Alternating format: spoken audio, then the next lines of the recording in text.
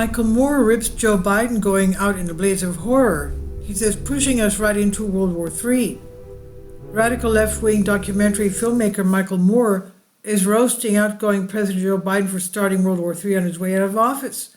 Moore published a Dear Joe letter to the Dort in chief, noting that he recently laid out an agenda for Biden's final days in office for cementing your status as a great president, and then lamented, "You have done none of them." But worse than just ignoring Moore's suggestions, the filmmaker insisted, "You, on the other hand, seem to be trying to cement your legacy as a warmonger, dabbling down on some of your worst mistakes and worst impulses."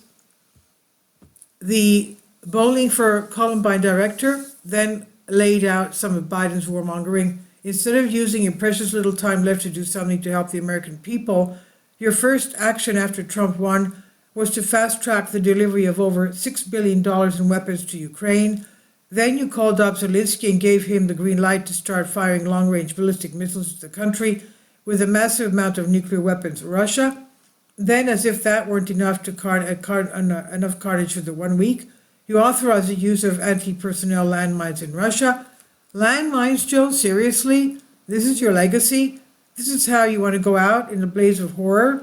Like, if Joe's got to go, we all got to go with him right into World War III? Moore pointed out that the U.S. has spent billions of dollars in efforts to remove landmines from war-torn places, such as Iraq, Afghanistan, Vietnam, Laos, and Cambodia, adding that these are the places we invade and then leave our landmines behind. Vietnam was 50 years ago, Joe, and kids today in Southeast Asia are still getting blown up.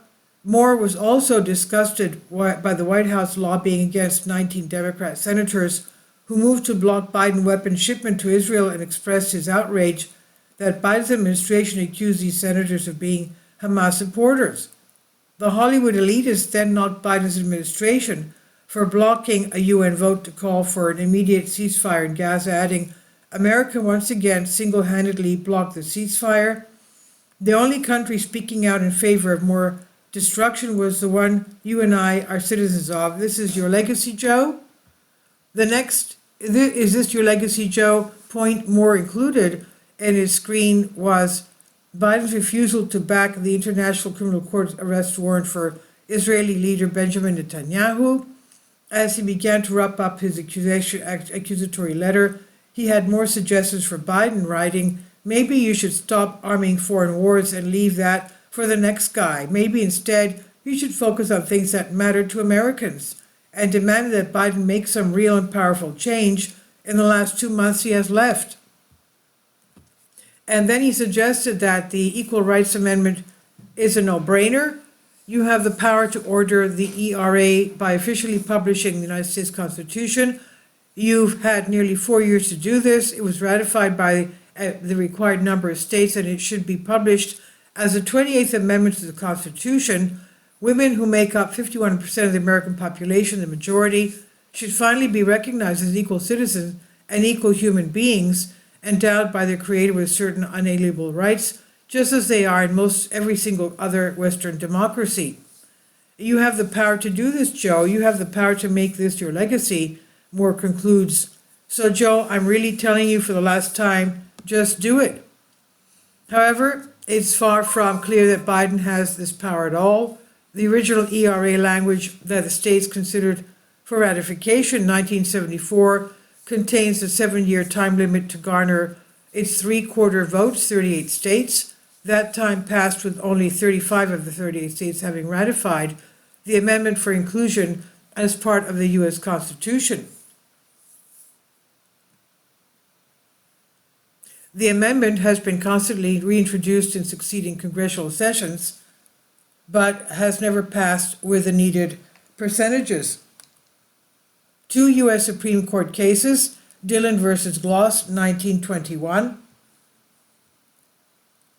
and Coleman versus Miller, 1939, both held that adding time limits is a legitimate political practice in which Congress has authority to engage. But while no direct as a court case has considered the question of placing time limits on constitutional amendments, there's no reason to believe the SCOTUS would not just adopt the past two dictum decisions as precedent.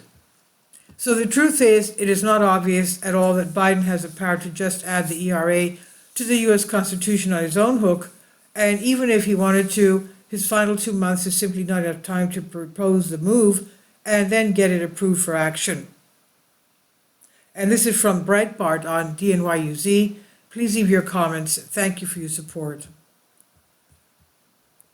Finally, support my Patreon account. The daily posts are 5 videos daily, and they are totally different from what I have on my YouTube channel. Thank you so much for your support and that you find all my content so interesting. You'll find the Patreon account details in the description box below.